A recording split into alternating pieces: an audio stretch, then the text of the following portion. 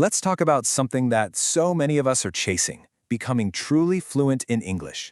But today, we're not just going to give you a list of tips. Nope. We're going to give you a complete architectural blueprint for your success. So this is the big question, isn't it? How do you actually build it? You put in the hours, you study all the grammar rules, but that feeling of just speaking naturally and confidently, it always seems just out of reach. It can feel like you're trying to solve a huge puzzle, but nobody gave you the instruction manual. Okay, so let's try looking at this from a totally new angle. I want you to forget about learning English for a minute. From now on, we're going to build it from the ground up. This idea, this metaphor of building a house is going to be our guide to see exactly how all the pieces have to fit together to create something strong. You know, any good builder will tell you, you can't just show up and start throwing bricks and wood around and hope a house appears. It doesn't work like that. You need a blueprint, a really clear plan that shows you what to build and, crucially, in what order. And that's exactly what we're doing here. And this, right here, is the heart of the problem for so many people. The passion is there, you really want to do it, but the method, it's just not clear. It's a super common frustration, but here's the good news. It is totally solvable. English isn't so hard when you have the right plan. So this is it. This is the solution. Your own personal blueprint for fluency. And it's built on 7 essential pillars.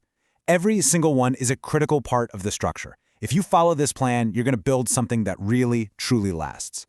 All right, let's get to work. Every single great structure ever built starts with a solid foundation. You just can't skip this part. You can't rush it.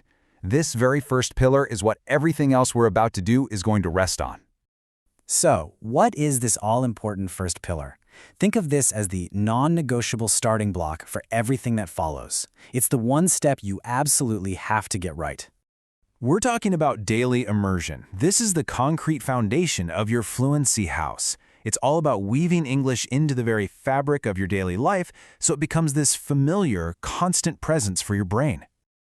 And this shows just how simple it can be to start. This isn't about locking yourself in a classroom for hours on end. It's about small, consistent habits. When you wake up, just think, I am getting out of bed. While you're having breakfast, I am eating toast. You are literally pouring the concrete for your foundation, one simple thought at a time. Okay, our foundation is set. It's solid. Now it's time to put up the main structure. These next 4 pillars are like the load-bearing walls of your house. They're what give it its shape, its strength, and its purpose. And here they are. These are the active skills: speaking, listening, reading, and learning vocabulary. Notice the theme here? They're all actions. You can't build a house by just staring at the plans. You've got to actually do the work. So, speak every day, even if it's just to yourself. Actively listen to movies, not just have them on in the background. Read something simple. These are your walls going up brick by brick.